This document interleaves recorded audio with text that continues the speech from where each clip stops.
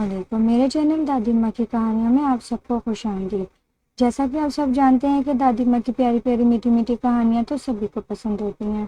اگر آپ بھی میرے طرح دادی ماں کی پیاری پیاری کہانی سے لطف اندوز ہونا چاہتے ہیں تو میرے چینل کو لائک کیجیے، سبسکرائب کیجیے اور بیل نوٹیفیکیشن کو بھی آن کیجیے تاکہ میری آنے والی ہر ویڈیو کا نوٹیفیکیشن آپ کو مل سکے۔ ایک دفعہ کا ذکر ہے کہ ایک ملک میں ایک بادشاہ رہا کرتا تھا جو کہ بہت ہی اچھا تھا اور اپنی رعایا کا بھی خیال رکھا کرتا تھا، لیکن اس کی جو ملکہ تھی جس سے وہ بہت زیادہ پیار کرتا تھا وہ بہت ہی زیادہ لالچی تھی۔ ہر وقت وہ اسی سپنوں میں رہتی تھی کہ بس میں کچھ ایسا کروں کہ بادشاہ کو میں مار دوں اور اس کی ساری جائیداد میں اپنے نام کر لوں اور اس کا سارا سونا میں لے کے یہاں سے بھاگ جاؤں۔ ہمیشہ وہ انہی خیالوں میں رہتی اور اکثر تدبیر وغیرہ بناتی رہتی کہ میں کچھ ایسا کروں کہ بادشاہ بس مر جائے، اس دنیا میں نہ رہے اور اس کی ساری سلطنت میرے نام ہو جائے۔ بہت دن سوچنے کے بعد اسے ایک ترکیب سمجھ میں آئی۔ اس نے اپنے ساتھ اس وزیر کو بلایا اور وزیر کو اپنے ساتھ ملایا اور اسے بہت ساری لالچ دی کہ اگر تم میرا یہ کام کر دو گے تو بادشاہ کی آدھی جائیداد کا مالک میں تمہیں بنا دوں گی اور پھر بادشاہ کی جائیداد تمہاری ہوگی، لیکن اس کے لیے تمہیں کچھ کرنا ہوگا، کچھ بہت بڑی قربانی دینی ہوگی۔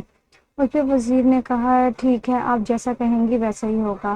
تو ملکہ کے کہنے پہ وزیر نے ویسے ہی کیا جیسے ملکہ نے کہا تھا۔ ملکہ نے کہا کہ تم اب بادشاہ سے کہنا کہ شکار پہ چلنا ہے، وہاں پہ بہت زیادہ نایاب ہرن آئی ہوئی ہیں، ہمیں ان کا شکار کرنا ہے اور ان کے شکار سے ہمیں بہت فائدہ ہوگا۔ وہ شکار کرنے کے بعد بہت مہنگے داموں دوسرے ملک میں بیچیں گے، ہمارے ملک میں پیسے آئیں گے اور ہم اور زیادہ امیر ہو جائیں گے۔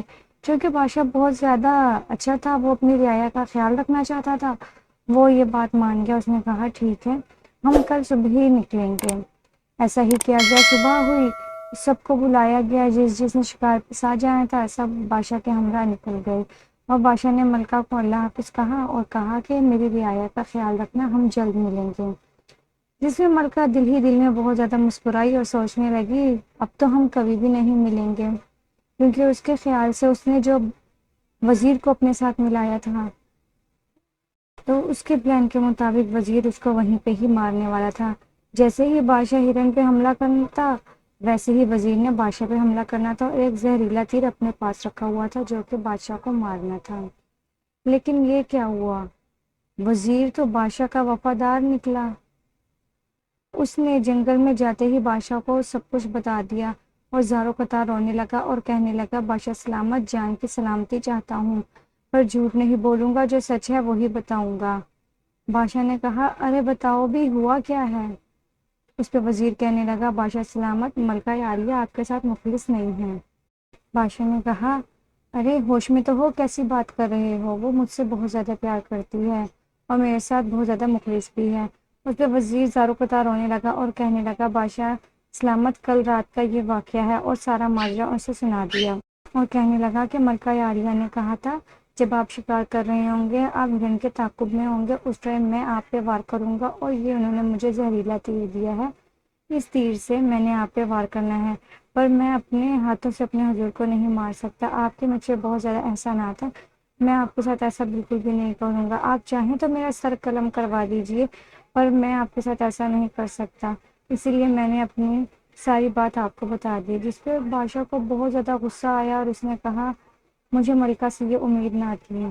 اب بادشاہ نے کہا کہ بس ٹھیک ہے، اب ملکہ کو اسی کے طریقے سے مارا جائے گا، یہی تیر جو اس نے مجھے دیا گیا یہی تیر اس کے سینے میں گھوبا جائے گا اور وہ بھی وہ اپنے ہاتھوں سے مارے گی اپنے آپ کو، میں اسے ایسی سزا دوں گا۔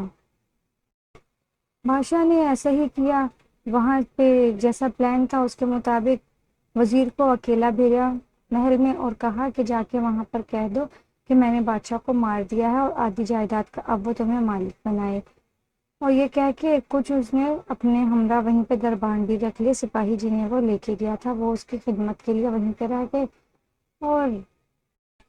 اور وزیر اپنے گھوڑوں پہ سوار ہو کے محل کی طرف روانہ ہو گیا۔ اب وہ جیسے ہی محل کی طرف روانہ ہوا، محل میں پہنچا تو کیا دیکھتا ہے سامنے ہی ملکہ کھڑی ہوئی ہے اور ملکہ اسے اکیلا دیکھ کے بہت زیادہ خوش ہوئی اور اس سے کہتی ہے بتاؤ میرا کام ہوا یا نہیں۔ اس پہ وزیر سر ہلاتے ہوئے کہتا ہے جی ملکہ عالیہ، جیسا آپ نے کہا تھا ویسے ہی میں نے کر دیا ہے، اب بادشاہ سلامت اس دنیا میں نہیں رہے، اب میرا انعام مجھے دے دیجیے۔ اس پہ ملکہ ایک دم سے دیدے پلٹ گئی اور کہنے لگی کون سا انعام؟ تم نے اپنے بادشاہ کو مار دیا، اب تمہارے خلاف کارروائی ہوگی۔ اسی ٹائم اس نے لوگوں کو بلایا اور کہا کہ اس وزیر کو گرفتار کر لیجیے، یہ ہمارے بادشاہ کا قاتل ہے، اس نے بادشاہ کو مارا ہے۔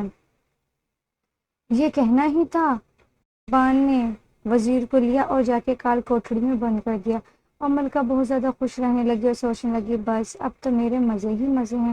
وہ یہ سب سوچ ہی رہی تھی اور اپنے کمرے میں گئی، ایک دم سے اسے لگتا ہے کہ اس کے پیچھے سے کچھ گزرا ہے۔ وہ پیچھے مڑ کے دیکھتی ہے، کچھ بھی نہیں ہوتا، اسے لگتا ہے شاید میرا وہم ہے۔ ایسے ہی اچانک سے وہ دیکھتی ہے تو باقی سلامت اس کے سامنے کھڑے ہوتے ہیں۔ وہ دیکھ کے ڈر جاتی ہے، ایک دم سے اس کی چیخ نکلتی ہے۔ چیخ مارنے کے لیے وہ اپنی آنکھیں بند کرتی ہے اور جیسے آنکھیں کھولتی ہے اور دیکھتی ہے پھر سامنے کوئی نہیں ہوتا۔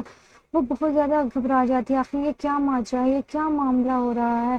کہیں میں پریشانی میں تو یہ سب نہیں کر رہی جو مجھے بادشاہ سلامت ادھر ادھر نظر آ رہے ہیں؟ ہو سکتا ہے یہ میرا وہم ہو، میں انہیں یاد کر رہی ہوں اس لیے مجھے ایسا لگ رہا ہوگا۔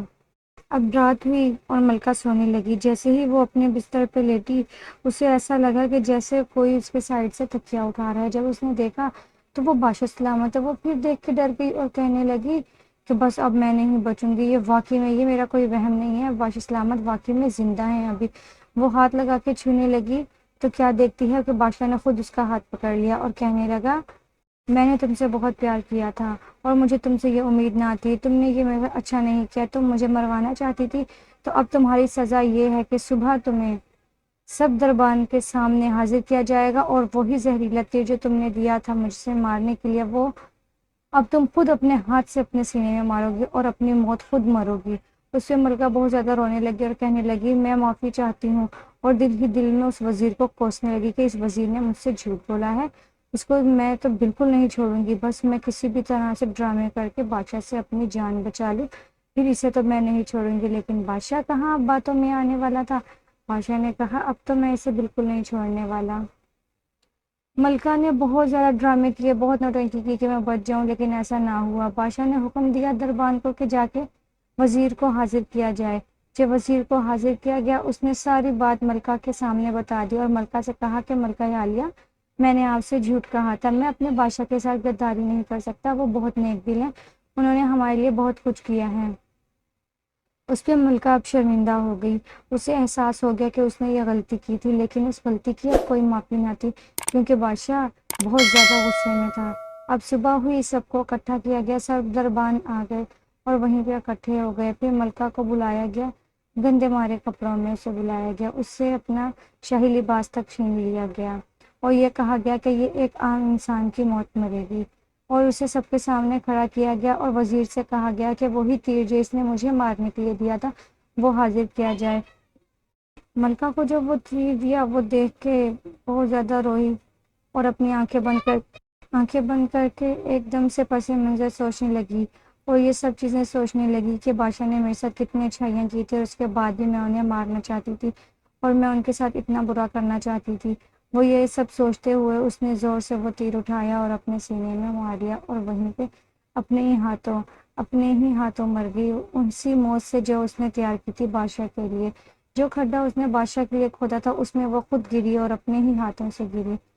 بس یہ سب دیکھنا تھا کہ رعایا بادشاہ کے سامنے جھک گئی اور کہنے لگی کہ بادشاہ سلامت، ہم آپ کے مرید ہیں آج سے، کیونکہ ہم نے دیکھ لیا ہے جب آپ انصاف کرنے پہ آتے ہیں تو آپ کسی کو نہیں دیکھتے، آپ کے لیے سب رعایا برابر ہوتی ہیں، رعایا اور آپ کی ملکہ یا آپ کا کوئی بھی عام خاص سب ایک برابر ہوتے ہیں، اور یہی وجہ ہے کہ ہمارے ملک میں اتنی خوشحالی ہے کیونکہ آپ نے سب کو ایک برابر رکھا ہوا ہے۔